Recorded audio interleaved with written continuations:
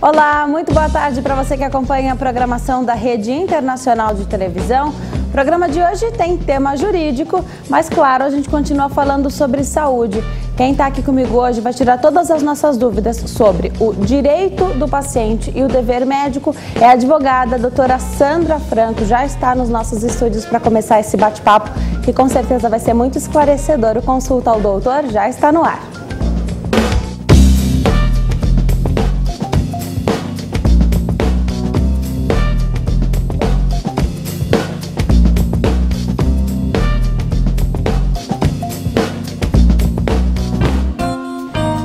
Olá, muito boa tarde para você que nos assiste de qualquer parte do mundo. Consulta ao Doutor. Hoje tem um tema jurídico. A gente vai falar sobre o dever médico e o direito do paciente. Se você tem alguma dúvida, então aproveita e liga para cá, 0 operadora 11 3337 5886. Sua participação também é muito bem-vinda pelo Twitter, @consultadoutor, ou por e-mail, consulta@rittv.com.br. Por e-mail você aproveita, sugere um tema, já faz suas perguntas. A gente lê todos os e-mails e traz um especialista para falar sobre o tema. Hoje quem vai conversar com a gente é a advogada, a doutora Sandra Franco. Doutora, é um prazer te receber aqui. Muito obrigada por ter vindo. Obrigada pelo convite. É um tema que gera muitas dúvidas, né? Já abri aí os nossos telefones, então, para que as pessoas possam ligar para cá e tirar as dúvidas, né? Primeiro, é direito do paciente à informação? Vamos começar falando, então, da informação sobre o direito do paciente, doutora? Vamos.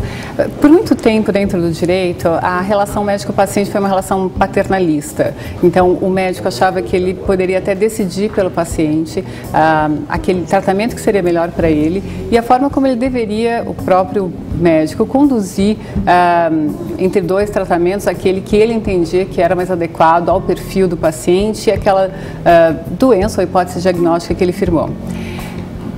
No decorrer, há muito de história para se contar em relação à evolução da ética e da bioética, mas a autonomia do paciente passou a ser o elemento central na relação médico-paciente. Então, é essencial para que o paciente tenha autonomia e decida se ele quer ou se ele não quer determinado tratamento, se ele quer ou não quer determinado medicamento, se ele quer passar por certos riscos, porque mesmo um tratamento não cirúrgico envolve riscos, é essencial que ele tenha informação. E o paciente, ele é leigo, ele precisa confiar no médico e o médico, por sua vez, ele precisa traduzir aquilo que ele conseguiu acumular depois de muitos anos estudando, no mínimo 8 anos estudando, né? Traduzir para o paciente numa linguagem acessível, para que o paciente, ainda que ele não compreenda os termos técnicos, ele saiba o que pode acontecer com ele se ele optar pelo tratamento ou se ele optar por não fazer o tratamento. Então, o dever de informação é basilar nessa relação. E o nosso sistema jurídico, em especial agora pelo Código de Defesa do Consumidor, ele traz como um dever, não é? Um dever que, se não cumprido, e isso também é previsto no Código de Ética Médica, ele pode trazer para esse profissional até uma punição.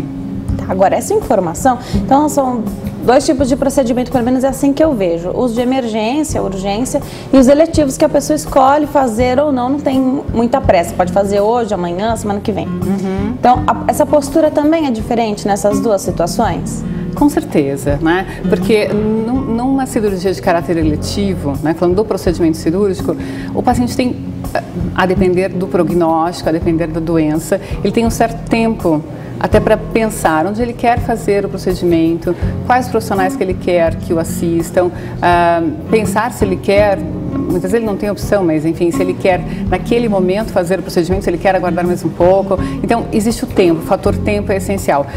Inclusive, é importante para o paciente o fator tempo na cirurgia eletiva para ele conseguir uma segunda opinião, uma terceira opinião, né? Então, é essencial aí a informação, e o fator tempo é um fator positivo para que esse paciente esteja esclarecido e consciente daquele procedimento ao qual ele vai se submeter. Numa cirurgia de urgência, não há essa opção. É um risco de morte, é um risco iminente, não é? Essa informação pode até não chegar Não digo nem ao paciente, mas até ao familiar desse paciente? Pode, porque na hipótese de uma pessoa estar caminhando na rua, ser atropelada, supondo que ela não esteja portando documentos, ela vai para um serviço de atendimento de urgência, ela precisa passar por um procedimento, não tem nem como contatar muitas vezes alguém da família. Supondo que ela esteja em outro estado, não é? Em outra cidade que não é dela, não há tempo de uma locomoção para que os profissionais possam esclarecer o que está acontecendo e o que é necessário fazer. Então, é outro tipo de relação realmente. Aí o que se preza e o que o profissional tem de fazer é garantir que aquele paciente, naquele momento, tenha o procedimento que vai salvar a vida dele.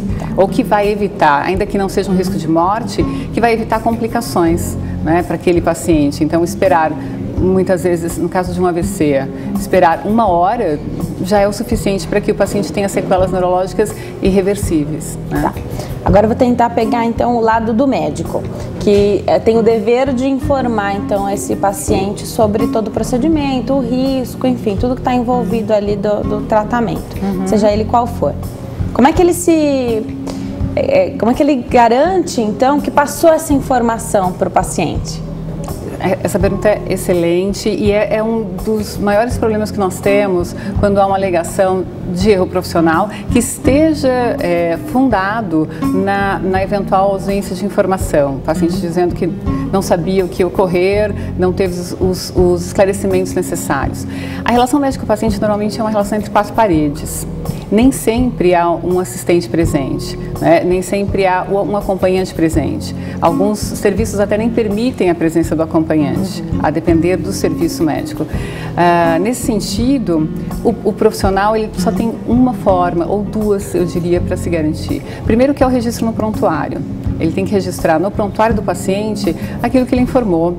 Ele não vai transcrever toda a conversa que ele teve, nem todas as dúvidas que o paciente conseguiu, tirou com ele, conseguiu naquele momento expor, mas ele vai conseguir colocar o elementar, né, os riscos que ele demonstrou para o paciente haver e até, se necessário, quando houver 2 tipos de tratamento, qual foi aquele pelo qual o paciente optou. E outro elemento que eu acho importante muita gente já ouviu falar, o termo de consentimento livre e esclarecido. Então, as informações foram passadas, o profissional primeiro conversa com esse paciente, tira as dúvidas desse paciente e depois leva a termo, quer dizer, ele escreve. Muitas vezes os hospitais utilizam hoje alguns termos que são até já formatados, né? Então, padrão, é tudo igual. Isso não é muito bom, para nós não é bom porque nós entendemos, assim, nós do direito, né? E eu acho que quem trabalha na área de saúde também entende dessa forma, é impossível não pensar assim, embora seja efetivamente, do ponto de vista prático, difícil, né? É necessário pelo menos reunir termos de consentimento que sejam diferentes em relação ao procedimento, porque cada procedimento pode trazer uma intercorrência distinta. E aí precisa estar escrito lá qual é essa intercorrência. Exatamente. Porque de repente só assinar, eu estou ciente dos riscos desse procedimento. Naquele momento você até assina o que você precisa fazer, você quer fazer, você não sabe ou não lembra quais são exatamente esses problemas que podem acontecer. Sim. Você acha então, o direito acredita que isso deveria ser detalhado até para uma defesa do médico? Eu acabei de chegar de Curitiba, eu estava num congresso de direito médico, foi realizado pelo CFM, então todos os convidados eram pessoas de interesse a serem ouvidos pelo Conselho Federal de Medicina, né? Muitos juízes estavam presentes, promotores, operadores do direito e médicos, né? E algo que foi basilar também o documento, o termo de consentimento, ele não vai impedir nem que o dano ocorra e nem que o paciente reclame, que não teve a informação, mas ele, ao menos, ele vai deixar claro que houve a intenção de se efetivar essa transferência de informações.